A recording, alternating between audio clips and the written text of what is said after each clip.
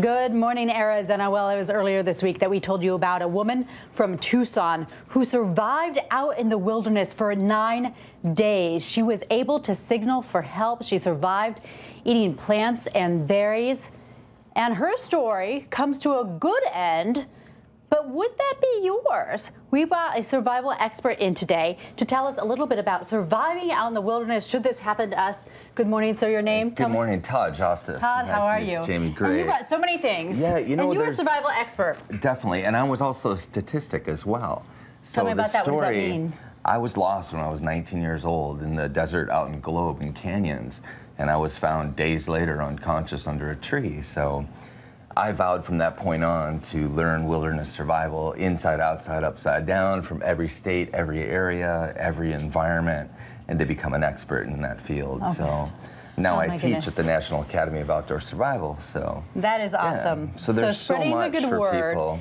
Where do we get started? You know, I wanted to show people that, you know, gear is gear. It's great to have all the latest and greatest gadgets, Jamie, but to realize that you can have all this gear, but your canoe, your kayak, your quad, your camper, everything can be lost in a blink of an eye. And now what? You have to rely on this, your 3-pound survival kit. This is the most important survival kit that you carry every day in every application. So what do I need to know? What do I need to have up here? Training. You need to take classes. It's really important to understand. A lot of people have compasses, they have maps, and they don't even know how to use it. You know, I tell people wherever you go, the most important thing is to let somebody know where you're going. Study that area, Jamie. Make sure that they, even as far as the Cave Creek trail maps, I tell everybody, there's no such thing in my world as a day trip. Plan for an overnight trip. So when I pack a backpack, I'm planning for an overnight trip. Even though you're running up and down the mountain. Expert, it doesn't matter, It's those instances, all the day trips turn into overnight trips. So working with Mountain Rescue, as I did in the past, and talking to my great friend David Bremson, who's the chief of Mountain Rescue, those guys are awesome. I love the guys at Mountain Rescue, and they tell me the same thing, that it's redundant. It's like, Todd, there's no such thing as a day trip, because when they go on a rescue and they find somebody, they say, did you plan for this? No, we planned for a day trip. Today is not, it's tomorrow. So I don't that's see a why. cell phone on this table. No cell phones, no that would Siri. be my #1 key, I think. And that's the thing, Siri isn't going to be there to bail you out.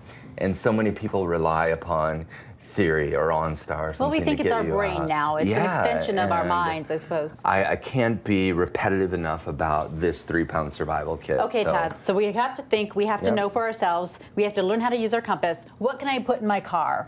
You know, the things that I do is I have these little checklists, Jamie, and I do my overnight trip, I do my little long trip, and then I do a truck and car kit.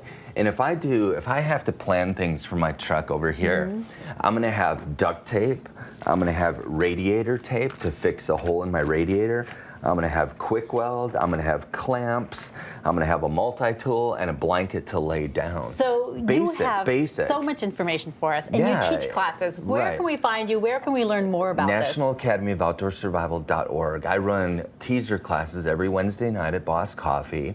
They're What's a teaser class?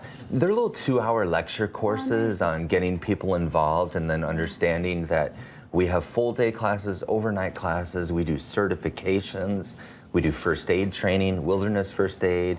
We teach people how to gather plants that grow in the desert and use them for medicines, teach them how to make their own medicines.